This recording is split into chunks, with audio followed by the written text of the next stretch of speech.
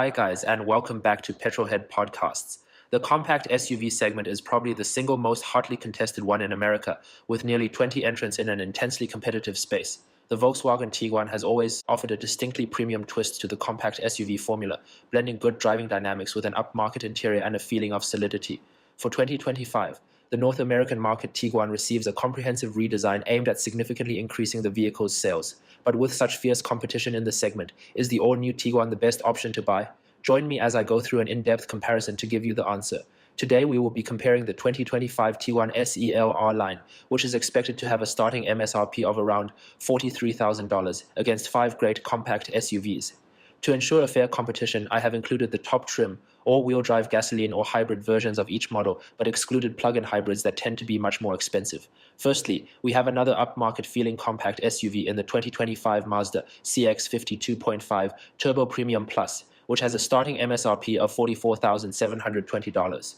Next, we have a Korean option that prioritizes value for money and design in the 2025 Hyundai Tucson Hybrid Limited, with a starting MSRP of $42,590. We also have the luxurious and spacious 2025 Nissan Rogue Platinum with an MSRP of $42,310. And lastly, we have the two best-selling options in the segment, the 2025 Honda CR-V Sport Touring Hybrid with a starting MSRP of $42,450 and the 2025 Toyota RAV4 Hybrid Limited with a starting MSRP of $41,600. Firstly, in terms of exterior styling, the new Tiguan borrows heavily from the international market Volkswagen Tiguan and looks good. The slim headlights are linked together by a front light bar and an aggressive lower bumper design. The new Tiguan has a much more rounded design than the angular outgoing model. On the side, the vehicle feels significantly sportier than the outgoing model, with a sloping roofline and large wheel arches, although I am not the biggest fan of the upkick in the window line. Round back, the full-width taillights look good, although the fake mesh grille is not the best looking. The Mazda CX-50 has a modern and upmarket design. Up front, the low hood, the slim headlights, and the large signature Mazda U-shaped grille combine to give the CX-50 a sporty appearance. On the side, the low roofline and the black plastic cladding gives the car a lifted wagon feeling and is certainly unique, and the flared wheel arches gives it good road presence. Round back, the tail lights also look good, although I think there is probably a bit too much black plastic on the lower bumper. The Hyundai Tucson has a very unique design up front. I think the way the daytime running lights merge into the grille actually looks pretty good, and the car has a good stance overall. On the side, I don't like the unnecessary indents on both the front and rear doors that really disrupt the overall lines, and the fake vents near the rear window also look unnecessary. Round back, the Tucson's taillights do look modern and good looking, but the big section of chrome for the lower bumper seems overdone. Moving on to the Nissan Rogue, and up front, the Rogue has a premium feeling design, with the signature Nissan V-Motion grille and a split headlight design. On the side, the Rogue also looks good, with smooth surfacing and an attractive glass house design, although it does look like a minivan from certain angles. Round back, the big trunk door and Toyota Sienna-esque taillights continues the minivan vibe. The Honda CR-V looks pretty good. Up front, the slim LED lights flow into the large grille and gives the CR-V a sporty appearance, although I don't like the silver trim pieces on the lower bumper. On the side, the CR-V has very good proportions with the low hood and the upright body, and the smooth surfacing also looks good. Round back, the Volvo XC60 style taillights look decent, but otherwise just like the Rogue, it also feels rather minivan-esque. Lastly, the Toyota RAV4 is the oldest vehicle here, but still looks pretty good. Up front, the off-road style grille, the swept-back headlights and the silver underbody trim piece gives it a mini 4Runner vibe. On the side, the wheel arch flares and glass house are attractive, but I don't like how the front and rear door handles don't line up. Round back, the RAV4's tail lights look generic, but the off-roader theme continues, with the large contrasting black and silver lower bumper trim pieces. Overall for designs, the best for me is the Mazda, with an upmarket and expensive feeling design. In second is the Volkswagen, which feels modern and stylish but has a few fussy elements. In third is the CR-V, which has great proportions, is well resolved, but has a plain rear end. In fourth is the Nissan, with an upmarket feel but resembles a minivan from the back.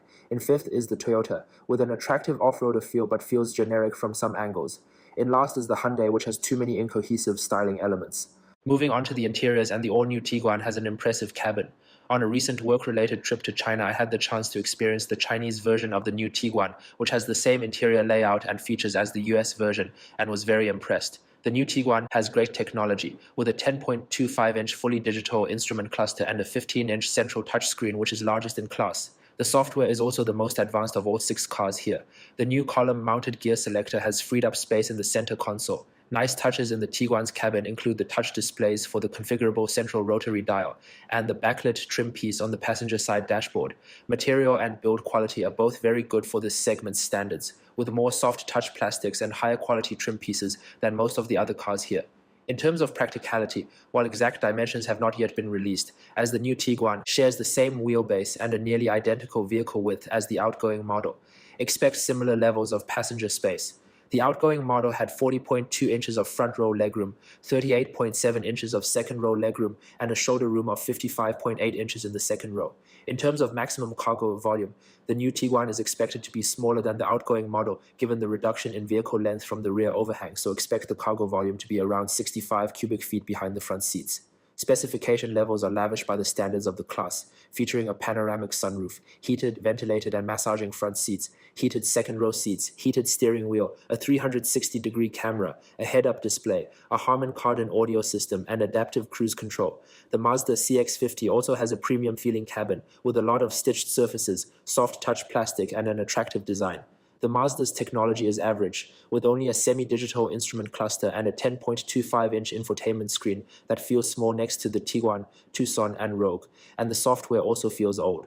In terms of practicality, the Mazda has 41.7 inches of front-row legroom, 39.8 inches of second-row legroom, a shoulder room of 53.6 inches in the second row, and 56.3 cubic feet of space behind the front row, which is small for this segment.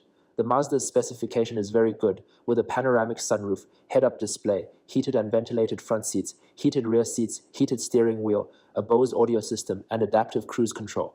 The Hyundai Tucson has a good cabin with a modern-feeling design, featuring two 12.3-inch displays under a single piece of glass. Hyundai's software is more modern and feature-rich than the systems in the Nissan and Honda as well. The Hyundai's build and material quality is very average, however, with more hard plastics than most of the other cars here.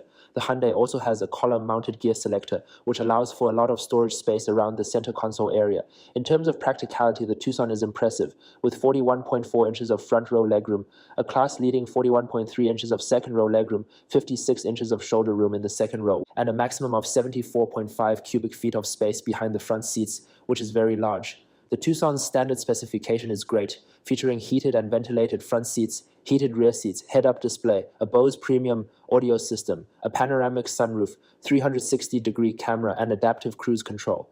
The Nissan Rogue's cabin is among the best in the segment, with luxurious semi-aniline leather, an abundance of stitched surfaces, clever storage solutions under the center console, an electronic gear shifter, and a modern-feeling design. The Rogue's technology is also good, featuring a 12.3-inch fully digital instrument cluster and a 12.3-inch central infotainment display. Sadly, Nissan's software feels very old-fashioned and basic. In terms of practicality, the Rogue has 41.5 inches of front-row legroom, 38.5 inches of second-row legroom, 55.9 inches of shoulder room in the second row, and a large cargo volume of 72.4 cubic feet behind the front seats. In terms of standard specification, the Rogue is also decent, featuring a panoramic sunroof, heated front seats, heated steering wheel, a 360-degree camera, Bose premium audio, and adaptive cruise control. Heated rear seats and a head-up display, however, are optional extras, and ventilated seats are not available. The Honda CR-V's interior looks decent, with a modern dash layout shared with the Civic and a good amount of physical controls. Unfortunately, material quality is only average, with a lack of premium-feeling stitched surfaces. The CR-V's technology is also not the best, with only a semi-digital instrument cluster and a 9-inch infotainment display, the smallest of the 6 cars here. Honda's software also feels very basic compared to the systems in the Toyota, Hyundai, and Volkswagen. In terms of practicality, the CR-V has 41.3 inches of front-row legroom, 41 inches of second-row legroom, a shoulder room of 55.9 inches in the second row, and a class-leading cargo volume of 76.5 cubic feet behind the front seats. The CR-V's standard specification is also the least impressive of the 6 cars, with heated seats, heated steering wheel, adaptive cruise control, a standard sunroof, and Bose premium audio, but is not available with a panoramic sunroof, ventilated seats, heated rear seats, or even a 360-degree camera that most of the other cars here have. The Toyota RAV4 has a decent cabin. The cabin design feels old, with traditional-looking air vents and switches. The overall material quality is good but not outstanding. In terms of technology, the RAV4 is very good, with a 12.3-inch fully digital instrument cluster and a 10.5-inch infotainment display, and Toyota's software is also significantly better than the Nissan, Mazda, and Honda systems. In terms of practicality, the RAV4 has 41 inches of front row legroom, 37.8 inches of second row legroom, a class-leading shoulder room of 56.4 inches in the second row, and a maximum of 69.8 cubic feet of cargo volume behind the front seats. The RAV4's standard equipment is not the best, with heated and ventilated front seats, JBL premium audio, adaptive cruise control, and a standard sunroof. However, a panoramic sunroof, 360-degree camera, heated steering wheel, and heated rear seats are optional. In terms of interiors, the best here is the Volkswagen, which feels the most modern by a significant margin, has great materials and standard specification, and is reasonably practical. In second is the Nissan, which blends a good design with great materials, decent levels of standard specification, decent technology, and an extremely practical cabin. It is just a shame Nissan's software is old-fashioned. In third place is the Hyundai, which has great levels of technology and excellent standard specification and practicality, but the interior materials are very average. In fourth place is the Mazda, which feels extremely premium inside and has a lot of standard equipment, but suffers from average technology and the smallest cargo volume of the 6 cars.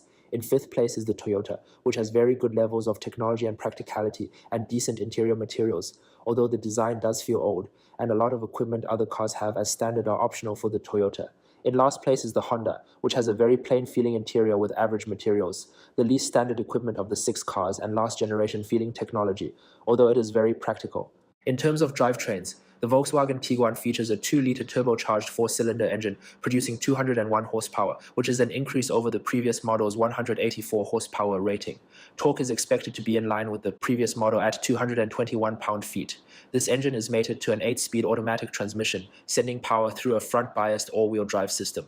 Given the weight reduction of around 200 pounds compared to the last model and the extra horsepower, expect the Tiguan to accelerate from 0 to 60 miles per hour in around 7.5 seconds, which is 0.7 seconds quicker than before. The Tiguan is expected to improve on the previous model's combined MPG figure and will likely average around 28 mpg. The Mazda CX-50 has a 2.5-liter turbocharged 4-cylinder engine producing 256 horsepower and 320 pound-feet of torque. This is mated to a 6-speed automatic transmission, sending power through a front-biased all-wheel drive system. The CX-50 accelerates from 0 to 60 miles per hour in 6.4 seconds and achieves a combined economy rating of 25 mpg. The Hyundai Tucson Hybrid has a 1.6-liter 4-cylinder turbocharged engine and an electric motor that produces a combined 231 horsepower and 271 pound-feet of torque. This is mated to a 6-speed automatic transmission, sending power through a front-biased all-wheel drive system. The Tucson accelerates from 0 to 60 miles per hour in 7.1 seconds and achieves a combined economy rating of 35 mpg. The Nissan Rogue has a 1.5-liter turbocharged 3-cylinder engine producing 201 horsepower and 225 pound-feet of torque. This is mated to a continuously variable transmission, sending power through a front-biased all-wheel drive system. The Rogue accelerates from 0 to 60 miles per hour in 8 seconds and achieves a combined economy rating of 31 mpg. The Honda CR-V Hybrid has a 2-liter naturally aspirated 4-cylinder engine combined with an electric motor to produce a total of 204 horsepower and 247 pound-feet of torque. This is mated to a continuously variable transmission, sending power through a front-biased all-wheel drive system. The CR-V accelerates from 0 to 60 miles per hour in 7.9 seconds and achieves a combined economy of 37 mpg. The Toyota RAV4 Hybrid has a 2.5-liter naturally aspirated 4-cylinder engine combined with an electric motor producing 219 horsepower, and Toyota does not quote a combined torque output, but the gasoline engine produces 163 pound-feet. This is mated to a continuously variable transmission, sending power through a front-biased all-wheel drive system. The Toyota accelerates from 0 to 60 miles per hour in 7.3 seconds and achieves a combined economy of 39 mpg. In terms of drivetrains, the best here is the Tucson, which is the second fastest accelerating vehicle, has the second most power and very good fuel economy. In second place is the Toyota, which has class-leading economy, above-average acceleration, and a high horsepower figure. In third place is the Mazda, which is the quickest and most powerful vehicle here by far, but it achieves the worst fuel economy. In fourth place is the Honda, which has great fuel economy but is among the slowest accelerating and least powerful cars here. In fifth place is the Volkswagen, which has decent acceleration but is among the least powerful and does not have very good fuel economy. In last is the Rogue, which is the slowest accelerating vehicle, is the only 3-cylinder engine here, and the economy rating cannot match the hybrid vehicles. Moving on to the driving experience, while we do not know how the new US spec Tiguan drives, judging by my own impressions of the Chinese market version of the new Tiguan and the last generation US spec model, it's fair to assume the following. The Tiguan will continue to have a well-balanced driving experience like its predecessor. The 2-liter engine is refined and is paired well with the 8-speed automatic transmission. The improved power over the old model will be welcome, as the last generation vehicle felt sluggish at higher speeds. The steering is heavy by the standards of the class, and in combination with a suspension tuned to balance comfort and sportiness really well, with decent bump absorption and good body control, the Tiguan is an assured vehicle to drive with a feeling of solidity and isolation. The Mazda is a very sporty feeling SUV to drive. The steering feels heavy and precise, and the vehicle has great handling, with well-controlled body motions and a planted and stable feel through corners. The 2.5-liter turbocharged engine is excellent as well, being powerful and responsive. The 6-speed automatic works well with this engine, even if the transmission feels old-fashioned. The ride, however, while decent, is not as comfortable as the best in class, partly due to the Mazda's less sophisticated torsion beam rear suspension versus the multi-link setup used by the other cars here. The Hyundai is a decent vehicle to drive. The hybrid powertrain feels reasonably quick and the engine works well with the 6-speed automatic, and this is overall a refined powertrain with smooth transitions between the gasoline and electric powertrains. The car feels very quiet, although the ride quality is average, feeling a little too stiff, especially over broken pavement. The vehicle's body control is very good, however, feeling well controlled through corners, and the steering is decently weighted. The Nissan Rogue prioritizes comfort over all else. The car has an extremely soft and comfortable ride, a quiet cabin and a good sense of isolation, but the trade-off is a lot of body roll in corners, a numb feeling steering and a lot of nosedive under braking. Power from the 3-cylinder is good and it works well with the CVT transmission, but at higher speeds it does feel lethargic. The Honda CR-V has a well-calibrated driving experience. The ride is good, with a composed and isolated feel, although the ride is not as soft as the Rogue. In terms of handling, the CR-V feels planted through corners, with a well-weighted steering, although it lacks the fun-to-drive character of the Mazda and Volkswagen. The hybrid powertrain in the Honda is also well-calibrated, with a refined and quiet feeling, although it does feel slow to accelerate compared to the Hyundai and Toyota hybrids. The Toyota's driving experience is not the best. The hybrid powertrain feels quick and responsive, but the 2.5-liter 4-cylinder engine is noisy and unrefined, although the CVT gearbox is decent. Body control and handling are both average with noticeable body lean in corners and is not as good as the Volkswagen, Mazda, Honda, and Hyundai. The steering is direct, but overall the Toyota does not feel sporty to drive. In terms of the ride, the Toyota is comfortable and well damped. Overall, in terms of driving experience, the best balanced vehicle is the Volkswagen, blending decent power levels, comfort handling, and a feeling of solidity. In second place is the Hyundai, which has an excellent blend of comfort and sportiness and a responsive engine. In third place is the Mazda, which is the most fun to drive, has a powerful engine and a decent ride quality, although it does feel firmer overall than some of the other vehicles here. In fourth place is the Honda, which feels similar to the Hyundai in blending comfort and sportiness, but the engine can feel sluggish. In fifth place is the Nissan, which has an excellent ride, but body control is lacking and the engine can struggle at higher speeds. In last is the Toyota, which rides decently and has good power but has the most unrefined engine and average body control. So overall, which is the best compact SUV to buy? Personally, the new Volkswagen Tiguan is the winner here. It has an attractive new look, an interior that sets new standards for the class in terms of materials, technology and standard equipment, decent levels of practicality, an upgraded turbocharged engine with good refinement and a solid feeling driving experience. However, the lack of a hybrid option means the vehicle's fuel efficiency is not the best. In second place is the Hyundai Tucson. The Tucson has a very practical cabin featuring great levels of standard equipment, a well-balanced driving experience and good acceleration and economy figures. Unfortunately, the styling is incohesive and some of the interior plastics are not the best. In third place is the Mazda CX-50, which has an excellent engine, a great driving experience, an expensive feeling exterior and interior and good levels of standard specification. Unfortunately, the lack of practicality and latest technology and a firm ride hold the CX-50 back. In fourth place overall is the Honda CR-V, which has a good blend between comfort and sportiness and a spacious cabin. Unfortunately, specification levels are lacking and the interior feels plain. In fifth place is the Nissan Rogue, which has a very spacious and luxurious feeling cabin and an excellent ride. Unfortunately, Nissan's software is not the best and the vehicle's handling and body control are both mediocre. In last place is the Toyota RAV4, which has an attractive look and a good cabin featuring great technology and decent practicality. Unfortunately, the Toyota's cabin design is dated, the engine is noisy and unrefined, many features its rivals have as standard are optional, and the body control is lacking. So what do you guys think of these 6 compact SUVs? Let me know in the comments below, and as always, please like this video and subscribe to my channel to be the first to see more amazing content like this in the future. Cheers!